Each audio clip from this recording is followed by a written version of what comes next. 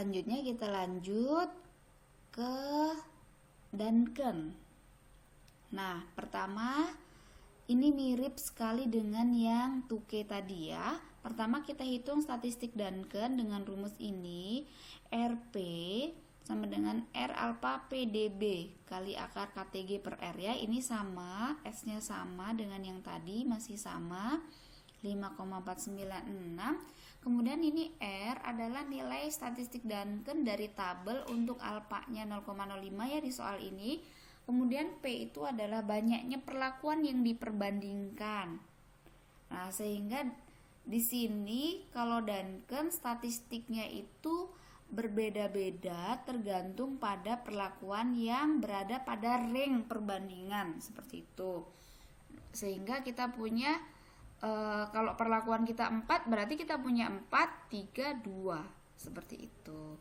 Nah, sehingga kita punya ini R-nya R4, R3, R2. R besarnya ya, statistik Duncan-nya. Nah, kemudian statistik Duncan, nilai statistik Duncan yang dari tabel juga begitu, berdasarkan pada P-nya. Kemudian DB-nya masih DB Galat yang tadi, yang dari ANOVA. Nah, kemudian kita lihat ini tabelnya untuk alpha 0,05. Kalau 4, 32, derajat bebasnya tadi 20 ya.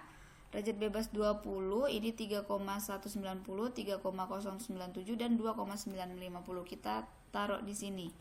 Oke, tinggal dikalikan masing-masing dengan S. Nih ya, ini kita kunci biar langsung ditarik seperti ini. Nah, gitu ya. Nah, hasil nilai statistik Duncan-nya itu seperti ini. Oke. Nah, tahap selanjutnya melakukan algoritma Duncan. Nah, pertama sama dengan yang tadi, urutkan rataan perlakuan dari yang terkecil sampai terbesar atau sebaliknya ya. Kita pakai yang terkecil sampai terbesar.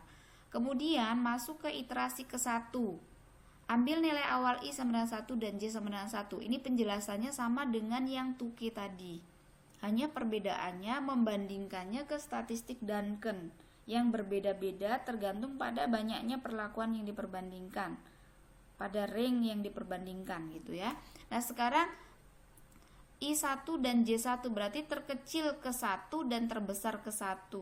Kita perbandingkan sama langkahnya dengan yang tadi. Ini kita perbandingkan ya, cari selisihnya, 22 selisihnya, dan ini lebih besar dari R4. R4-nya kan tadi 17,53. Kenapa dibandingkan dengan R4? Karena banyaknya perlakuan yang kita perbandingkan di sini ya, pada ring perbandingan adalah 4, yaitu dari A, B, C, D, ada 4 perlakuan. Jadi mengacu pada R4. Oke? Nah, karena dia masih lebih besar, berarti algoritmanya masih dilanjutkan ini. Masuk kemana? Ke yang terbesar pertama dengan terkecil kedua. Seperti itu. Ini kan terkecil pertama, ini terkecil kedua.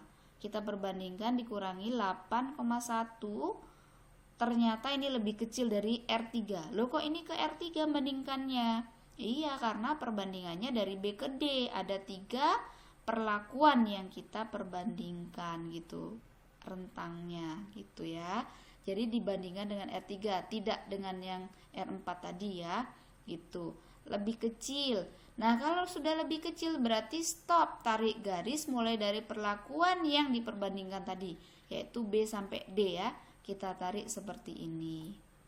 Gitu. Jadi selesai iterasi pertama.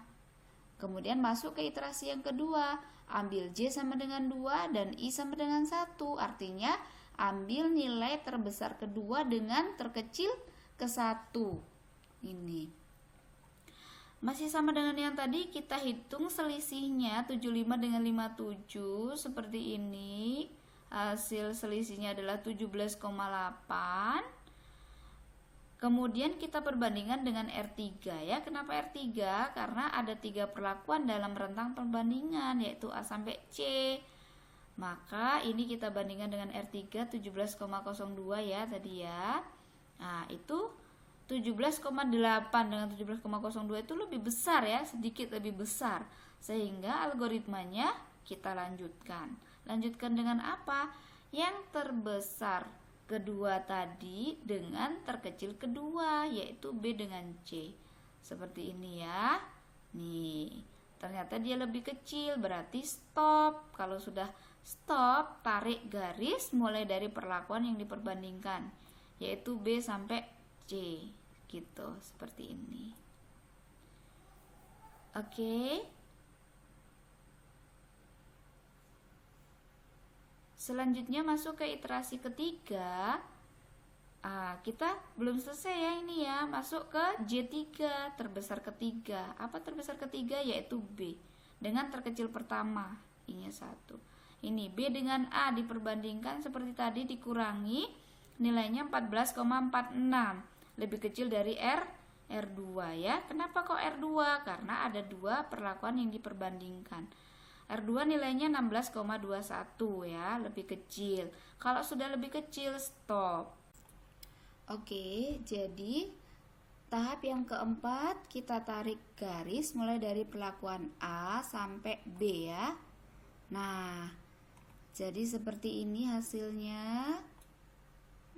Sehingga algoritma Duncan untuk ketiga iterasi ini sudah selesai. Gitu. Nah, kita ringkas dari iterasi pertama hasilnya ini, kemudian iterasi kedua hasilnya ini, iterasi ketiga hasilnya ini. Nah, kita jadikan satu sehingga hasil akhirnya gini. Ini. Nah, seperti yang sudah dijelaskan pada bagian 2K tadi, bahwa perlakuan yang berada pada satu garis yang sama itu tidak berbeda nyata ya. Nah, sehingga kalau kita ringkas menjadi seperti ini. Oke, jadi sekarang kesimpulannya apa? Nah, kita lihat ini A dengan D itu nggak ada notasi yang sama ya, jadi dia berbeda nyata. Kemudian A dengan C juga berbeda nyata. A dengan B ada. B dengan C sama ya. B dengan B dengan D sama. C dengan D sama ya. Jadi yang berbeda nyata yang ini. Ini kesimpulan akhirnya.